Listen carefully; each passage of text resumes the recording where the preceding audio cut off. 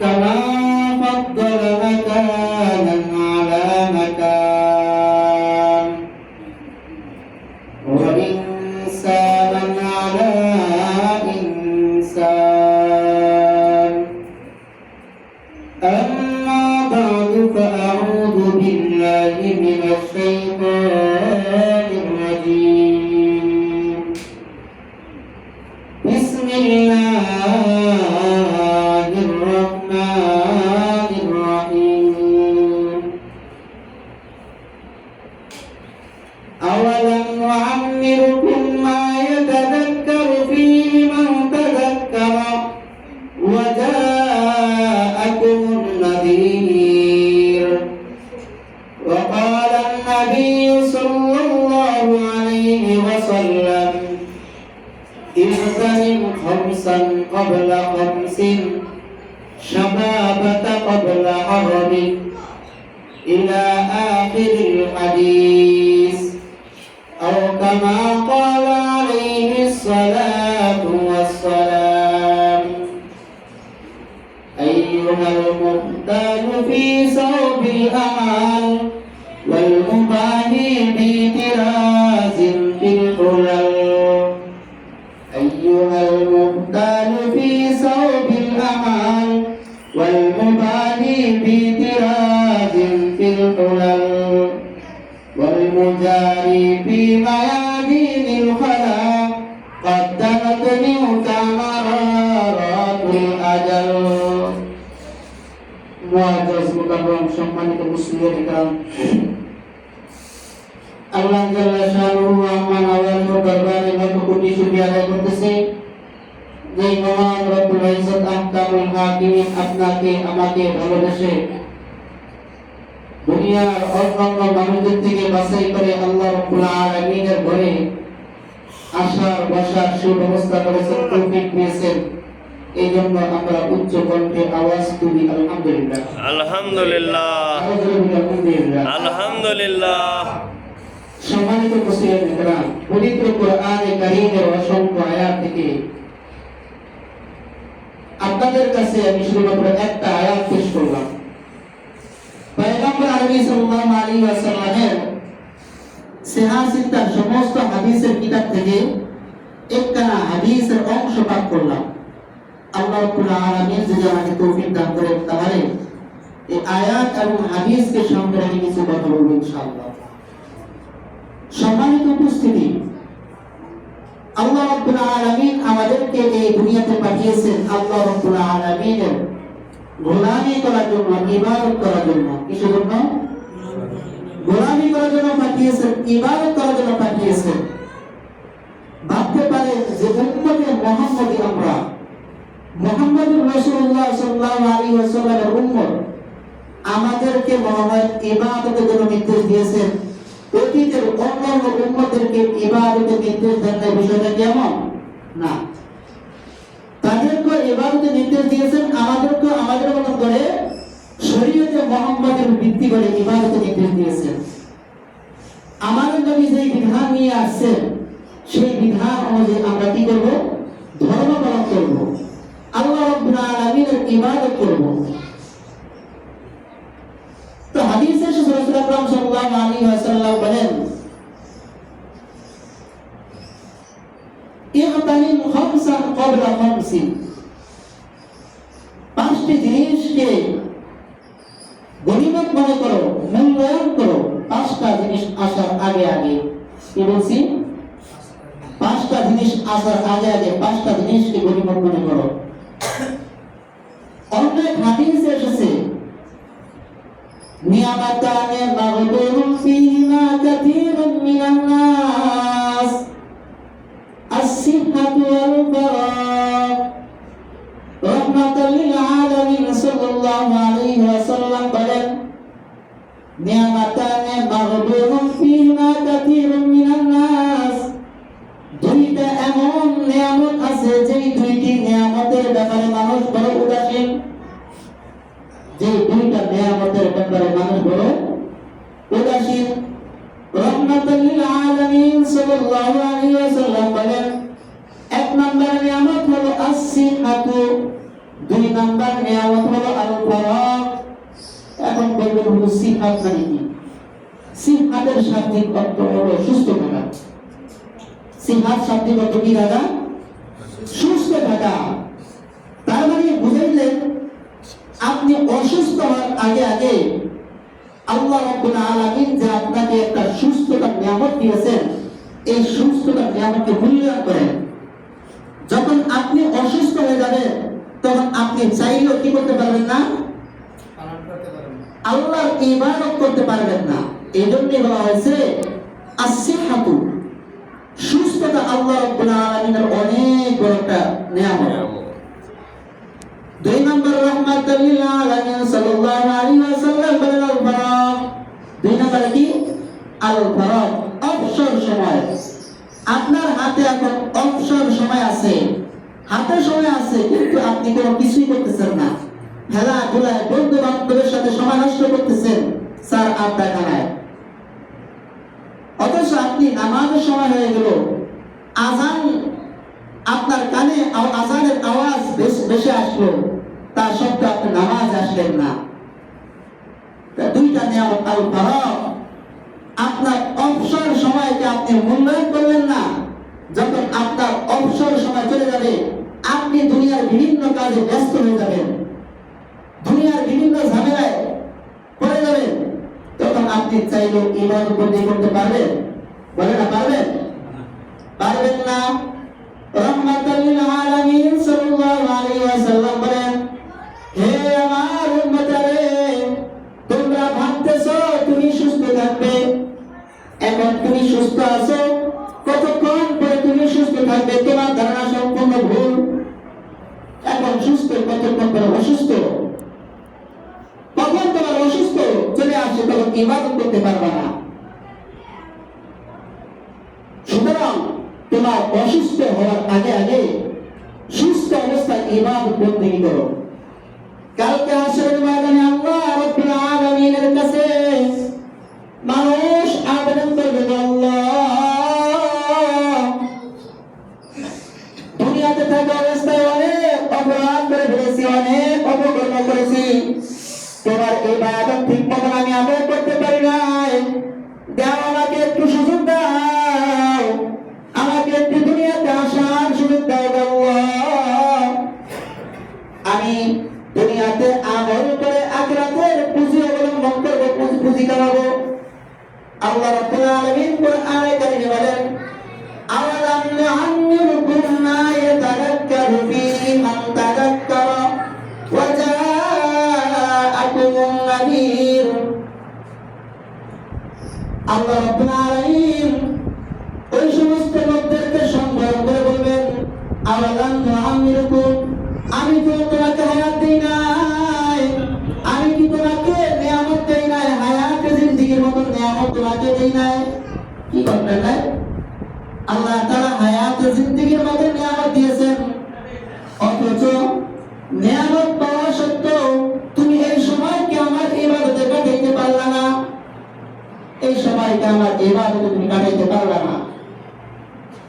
মা ইয়াতাযাক্কারু ফীহি মান তাযাক্কারা, বলে আমি তোমার কাছে এমন এমন জিনিস পাঠিয়েছি, যেই সমস্ত জিনিসগুলো তোমাকে আল্লাহ তাআলার কথা স্মরণ করে দিয়েছিল, কবরের কথা তোমাকে স্মরণ করে দিয়েছিল, হাসরের কথা, পুলসিরাতের কথা তোমাকে স্মরণ করে দিয়েছিল, অথচ তুমি তা সত্ত্বেও আল্লাহ তাআলার ইবাদত বন্দেগী করো নাই। তোমাকে আমি লং টাইম হায়াত দিয়েছি, এই হায়াতে জিন্দেগিতে আমার ইবাদত বন্দেগী করতে পারো নাই। মুহতারাম হাজিরিন, এখানে মুফাসসিরিন ইকরাম মা ইয়াতাযাক্কারু ফীহি মান তাযাক্কারা, আমি তোমাদের কাছে এমন এমন জিনিস পাঠিয়েছি, যেই জিনিসগুলো তোমাকে আল্লাহর কথা স্মরণ করে দিবে, আখিরাতের কথা স্মরণ করে দিবে, পুলসিরাতের কথা স্মরণ করে দিবে, যেই কার্যক্রমগুলো তোমাকে ইবাদতের দিকে ধাবিত করবে। আমি তোমাদের কাছে এমন জিনিস পাঠিয়েছিলাম। তো মুফাসসিরিন ইকরাম বলেন, মা মান তাযাক্কারা, যে তোমাদেরকে স্মরণ করে দিবে। কয়েকটা ব্যাখ্যা আছে। মান তাযাক্কারা, যে তোমাদেরকে আল্লাহ রাব্বুল আলামিনের কথা স্মরণ করে দিবে। এখন বলতে পারেন, হুজুর, আল্লাহ তাআলার কথা স্মরণ করে দেয় কারা? কারা স্মরণ করে দেয়? মুফাসসিরিন ইকরাম তিনটা তাফসীর আবার কেউ তো এই আয়াতের একাধিক তাফসীর করেছেন। মান তাযাক্কার তাফসীরের ব্যাখ্যা করতে লাগেন হযরত ওলামায়ে কেরাম তোমাদের কাছে নসিহত করেছিলেন, তবে এই আয়াতটা আমাদের কাছে তাফসীরটা এতটুকু গুরুত্বপূর্ণ না। তো এখানে মান তাযাক্কার, যে তোমাদেরকে স্মরণ করে দিবে, ইবাদতের কথা স্মরণ করে দিবে, মৃত্যুর কথা স্মরণ করে দিবে, সেই জিনিসটা কি? মুফাসসিরিনে কেরাম কেউ কেউ বলেন তোমার দাড়ি পেকে গেছে, তোমার দাড়ি পেকে গেছে, তোমার জ্বর হয়েছে, তোমার কাশ হয়েছে, এটাই হলো আল্লাহ রাব্বুল আলামিনকে স্মরণ করে দেওয়ার নির্দেশনা। যখন তোমার দাড়ি পেকে গেছে তখন তোমাকে বুঝতে হবে এখন আর আমি দুনিয়াতে থাকতে পারবো না, মালাকুল মউত আজরাইল আমাকে অবশ্যই ডাক দিয়ে, মালাকুল মউত আজরাইল আমার জান কবজ করবে। কথা কি বুঝা আসছে? আবার কোন মুফাসসিরিনে কেরাম বলেন মান তাযাক্কার মানে হলো আপনার নাতি হওয়া। আপনার নাতি যখন দুনিয়াতে আসবে, নাতি এসে বলবে বাপ দাদা তোমার আর এই দুনিয়াতে থাকার জায়গা নয়, যাও তুমি চলে যাও, তোমার সঠিক গন্তব্যে চলে যাও, আমাদের জায়গা খালি করে দিয়ে তুমি কবরে চলে যাও। নাতি আসা মানে আপনার ইন্তেকালের সংবাদ দেওয়া, আপনার ইন্তেকাল নিকটে চলে আসছে। কুরআনে কারীমে আল্লাহ রাব্বুল আলামিন বলেন ওয়া জাআকুমুন নাযীর, আমি তোমাদের কাছে নাযীর পাঠিয়েছি যারা ভীত সন্ত্রস্ত প্রদর্শন করে, তোমাদেরকে ভয় দেখানোর জন্য একদল লোক পাঠিয়েছি। বলে তারা কারা? বলে আম্বিয়া কেরামকে ঝুলে ঝুলে পাঠিয়েছি, তাদের পরে তাদেরকে পাঠিয়েছেন, সাহাবায়ে কেরামদেরকে পাঠিয়েছেন, তাবেঈনদেরকে পাঠিয়েছেন, সালফে সালিহিনের উপরে হযরত ওলামায়ে কেরামকে আল্লাহ রাব্বুল আলামিন দুনিয়াতে পাঠিয়েছেন। কাদেরকে পাঠিয়েছেন? বলে না কাদেরকে পাঠিয়েছেন? কথাই বুঝতেছে না। ওলামায়ে কেরামদেরকে পাঠিয়েছেন, তাবেঈনদেরকে পাঠিয়েছেন, সাহাবীদেরকে পাঠিয়েছেন। এখন বর্তমান কারা কাজ করতেছে? ওলামায়ে কেরাম কাজ করতেছেন। সুতরাং আপনাদেরকে এখনো ভীত প্রদর্শন করতেছে, আমি গুনাহগার, আমি নালায়েক, নাফরমান, আমি আপনাদেরকে কি আর ভীত প্রদর্শন করাবো, কি ভয় দেখাবো? যারা বুজুর্গ ওলামায়ে কেরাম আছেন তাদের আলোচনা শুনতেছেন, তাদের মাধ্যমে আপনাদের অন্তরে খোরাক হাসিল হচ্ছে। তো কুরআনে কারীমে আল্লাহ রাব্বুল আলামিন বলেন যেদিন তোমরা হাজারো চেষ্টা করে আমার কাছ থেকে একটা নিয়ে সময় পাবে না, মালাকুল মউত আজরাইল ফেরেশতা যখন চলে আসবে তোমাকে একটা সময় দেবে না, সঙ্গে সঙ্গে তোমাকে কবরে নিয়ে যাওয়া হবে। তাফসীরের গ্রন্থ তাফসীরে মারিফুল কোরআনের লেখক মুফতি শফি রহমাতুল্লাহি আলাইহি, তাফসীরে মারিফুল কোরআনের লেখক মুফতি শফি রহমাতুল্লাহি আলাইহি তিনি তার কিতাবের মধ্যে একটা আলোচনা নিয়ে আসেন। একবার একজন বুজুর্গের সাথে মালাকুল মউত আজরাইলের সাথে সাক্ষাৎ।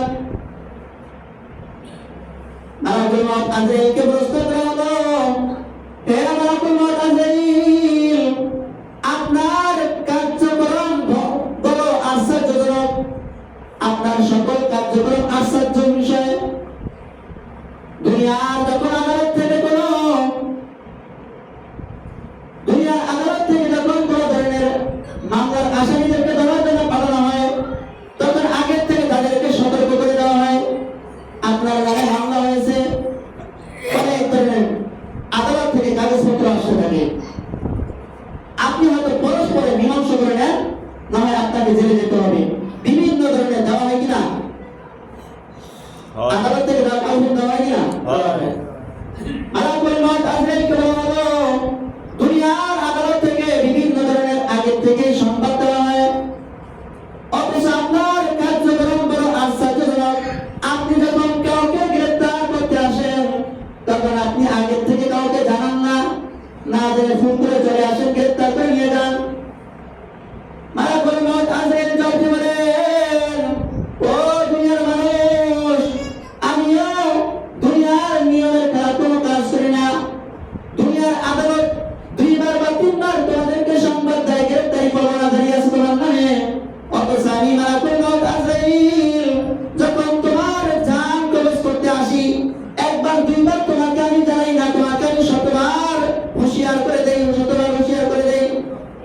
মালাকুল মউত আজরাইল ফেরেশতা বলে যখন তোমার জ্বর ওঠে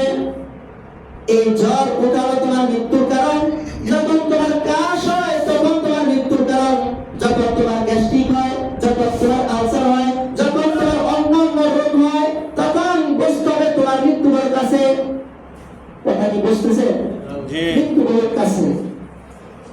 সুতরাং দুনিয়ার আদালত আগে থেকে জানিয়ে দেয়, আর মালাকুল মাউত আজরাইল একাধিকবার আমাদের নিকিদার জানিয়ে দেয়। সম্মানিত উপস্থিতি, তো দেখেন কোরআনে কারীমের একাধিক আয়াতের পরে রাসূল আকরাম সাল্লাল্লাহু আলাইহি ওয়াসাল্লামের কিছু হাদিস নিয়ে এসেছি। রাসূল আকরাম সাল্লাল্লাহু আলাইহি ওয়াসাল্লাম বলেন, পাঁচটা জিনিস আসার পূর্বে পাঁচটা জিনিসকে গনিমত মনে করো। এক নম্বর হলো শাবাবাকা ক্বাবলা হারামিক। আপনি এখন যুবক, আপনি বৃদ্ধ হওয়ার আগে আগে আপনার যৌবনকে আপনি কন্ট্রোল করেন, যৌবনকালকে আপনি গনিমত মনে করেন। বৃদ্ধ হয়ে গেলে আপনি দাঁড়াইতে পারবেন না, আপনার শরীর দুর্বল হয়ে যাবে, আপনি কাজকর্ম করতে পারবেন না, ইবাদতে সময় দিতে পারবেন না। এই জন্য পয়গম্বর বলেন, তুমি যখন বৃদ্ধ হবে, বৃদ্ধ হওয়ার আগে আগে যৌবনকালের ইবাদত আল্লাহর দরবারে অনেক গ্রহণযোগ্য, আল্লাহর দরবারে অনেক গ্রহণযোগ্য। বৃদ্ধ হয়ে গেল তখন ইবাদতের এতটুকু পাওয়া থাকে না। দরজাওয়ানি তওবা করদাম শিওয়ায়ে পয়গম্বরি, দরজাওয়ানি তওবা করদাম শিওয়ায়ে পয়গম্বরি। যৌবনকালে তওবা করা পয়গম্বরদের বৈশিষ্ট্য। কাদের বৈশিষ্ট্য? পয়গম্বরদের বৈশিষ্ট্য। বৃদ্ধ হয়ে গেলে বনের যে বাঘ আছে, বনের বাঘ আছে, যখন দুর্বল হয়ে যায় তখন একেবারে সাধু হয়ে যায়, ঠিক কিনা? অন্যরা হামলা করেন, আপনি দেখুন আদের নাম করে বুজুর্গ বুঝিয়ে ভাব দেয়। বুড়া বয়সে বুজুর্গি ভাবে কোনো গ্রহণযোগ্যতা নাই। ঠিক। আপনি যদি জোয়ান বয়সে আপনি ইবাদতবন্দি করতে পারেন, আল্লাহর আদালতে আপনি মঞ্জুর করতে পারেন, দুনিয়ার সকলে আপনাকে বুজুর্গ হিসেবে নেবে। বৃদ্ধ বয়সে আপনি আপনার বেদ খাতা বালিশ নিয়ে আপনি তার দিকে চলে গেলেন, অথচ জোয়ান কালে আপনি আপনার নৌজওয়ানকে গুনার কাজে ব্যয় করলেন, কোনো লাভ নেই। এই জন্য যুবকরা খেয়াল করবেন, আপনাদের যৌবনকাল থাকা অবস্থায় আপনারা যৌবনকালকে বড় গনিমত মনে করবেন। পয়গম্বর আরবি সাল্লাল্লাহু আলাইহি ওয়াসাল্লাম দুই নাম্বার বলেন, সিহাতু ক্বাবলা সাকমিক। অসুস্থ হওয়ার আগে আগে তোমার সুস্থতাকে গনিমত মনে করো। ওয়া গিনাকা ক্বাবলা ফাকরিক। তোমার অনেক ধন সম্পদ আছে, টাকা পয়সা আছে, অথচ টাকা পয়সা থাকা অবস্থায় তুমি ভালো কাজে খরচ না করে খারাপ কাজে খরচ করেছো, খারাপ কাজে ব্যয় করেছো। পয়গম্বর বলেন, গিনাকা ক্বাবলা ফাকরিক। তোমার ধনাত্মতা থাকার আগে আগে তুমি ধনাত্মতাকে গনিমত মনে করো। তুমি যদি ফকির হয়ে যাও, আল্লাহর রাস্তা দান করার সুযোগ হবে না, দান করার সুযোগ হবে না। এই জন্য বন্ধু, যাদের সামর্থ্য আছে, গত সপ্তাহে আলোচনা করেছিলাম, আমাদের মসজিদ নির্মাণের কাজ চলবে ইনশাআল্লাহ। প্রত্যেকের সাধ্য অনুযায়ী ইনশাআল্লাহ খরচ করব ইনশাআল্লাহ। 4 নম্বরে পয়গম্বর বলেন, অপরাগাতা ক্বাবলা শুগুলিক। আগে বলেছিলাম আপনাকে আল্লাহ রাব্বুল আলামিন অবসর সময় দিয়েছেন, অবসর সময়ের মধ্যে আপনি অবসর সময়কে গনিমত মনে করেন। যারা ব্যস্ততার আগে আগে ব্যস্ত হয়ে গেলে তখন ইবাদত করতে পারবেন না। সর্বশেষ পয়গম্বর নবী সাল্লাল্লাহু আলাইহি ওয়াসাল্লাম বলেন, ওয়া হায়াতাকা ক্বাবলা মাউতিক। ইন্তেকালের আগে আগে তোমার হায়াতে দিন থেকে গনিমত মনে করো। আল্লাহর পয়গম্বরের বিশিষ্ট সাহাবী হযরত ওমর ইবনে খাত্তাব রাদিয়াল্লাহু তাআলা এর ছেলে আব্দুল্লাহ ইবনে ওমর আরোহণ করে, ঘোড়ার পিঠে আরোহণ করে যাচ্ছিলেন কোথাও যেন। তাহার সফর সঙ্গী হিসাবে পয়গম্বরের আরো কয়েকজন সাহাবীরা ছিল। পয়গম্বরের কয়েকজন সাহাবীরা ছিল ঘোড়ার পিঠে। একটি জীর্ণ শীর্ণ কবরস্থানের পাশে দিয়ে যখন যাইতেছিলেন, আব্দুল্লাহ ইবনে ওমর ঘোড়া থেকে নেমে গেলেন, নেমে 2 রাকাত নামাজ আদায় করলেন। 2 রাকাত নামাজ আদায় করে ঘোড়ার পিঠে আরোহণ করে চলতে লাগলেন। কিন্তু হযরত আব্দুল্লাহ ইবনে ওমরের সাথে যে সমস্ত সাহাবীরা ছিল, তাদের মনে বিভিন্ন কৌতূহল। কি কারণে আব্দুল্লাহ ইবনে ওমর এখানে নামাজ পড়লেন? সম্ভবত কোনো মহান ব্যক্তির কবর হবে, যার কারণে এখানে 2 রাকাত নামাজ আদায় করলেন। কিন্তু সাহাবায়ে কেরামদের মনে ঘুরপাক খাচ্ছে, জিজ্ঞাসা করবে কি করবে না? একজন সাহাবী প্রশ্ন করলেন, ও আব্দুল্লাহ ইবনে ওমর, পয়গম্বরের সাহাবী, এটা কোন মহান ব্যক্তির কবর, যেই মহান ব্যক্তির কবরকে আপনি সামনে রেখে 2 রাকাত নামাজ আদায় করলেন? আব্দুল্লাহ ইবনে ওমর বললেন, না না না, এটা কোনো বড় বড় ব্যক্তির কোনো কবর না। কার কবর না এটা? বড় কোনো বড় কোনো মহান কোনো ব্যক্তির কবর না এটা। বলে তাহলে আপনি কি কেন এখানে নামাজ পড়লেন? আব্দুল্লাহ ইবনে ওমর জবাব দিয়ে বললেন, আল্লাহর পয়গম্বর রাহমাতুল লিল আলামিন বলেছেন, মানুষ যখন ইন্তেকাল হয়ে যাবে তখন কবরে শুয়ে শুয়ে তামান্না করতে থাকবে, আরে আমার আমল নামায় যে 2 রাকাত নামাজের সওয়াব জমা হতো, হায় আফসোস, হায় আফসোস, আমার আমল নামায় যদি 2 রাকাত নামাজের সওয়াব জমা হতো। এই কথা বলে বলে আফসোস করতে থাকবে কবরস্থানের লোকজন। আব্দুল্লাহ ইবনে ওমর যখন ঘোড়ার পিঠে আরোহণ করে যাচ্ছিলেন, তখন তার মনে কৌতূহল জাগলো, এক সময় তো আমি এই কবরস্থানের বাসিন্দা হব, ঠিক কিনা? ঠিক। আপনি এবং আমি এক সময় কবরস্থানের বাসিন্দা হব। সুতরাং আমি এক সময় নামাজ পড়বো, হ্যাঁ আফসোস, আমার আমল নামায় 2 রাকাত নামাজ সওয়াব জমা হতো। আমি গত সপ্তাহে আপনাদেরকে বলেছিলাম, ইদা মাতাল ইনসানু ইনকাতা আনহু আমালুহু ইল্লা মিন সালাসাতিন, ইল্লা মিন সাদাকাতিন জারিয়াতিন আও ইলমিন ইউনতাফাউ বিহি আও ওয়ালাদিন সালিহিন ইয়াদউ লাহু। বলছিলাম কিনা? 3টা এমন কাজ আছে যে 3টা কাজ আপনি করলে কবরে শুয়ে শুয়ে আপনি আপনার আমল নামায় অ্যাকাউন্টে টাকা ঢুকতেই থাকবে, ঢুকতেই থাকবে। নেক সন্তান রেখে যাওয়া, মসজিদ নির্মাণ করে দেওয়া, কোনো সড়ক নির্মাণ করা, কোনো ভালো কাজ করে দেওয়া, নেক সন্তান রেখে যাওয়া। এজন্য আল্লাহ রাব্বুল আলামিন যখন আমাকে এই হায়াতে জিন্দেগির মতো মহান সম্পদ দিয়েছে, তো এই হায়াতে জিন্দেগিকে মূল্যায়ন করে আল্লাহ রাব্বুল আলামিনের যে পরিমাণ ইবাদত বন্দেগি করা, সেই পরিমাণ ইবাদত বন্দেগি আমাদের জন্য আবশ্যক। আসলে বন্ধুরা, আপনারা শুনে বড় খুশি হবেন। পয়গম্বর আরবি সাল্লাল্লাহু আলাইহি ওয়াসাল্লাম এক হাদিসে বলেন,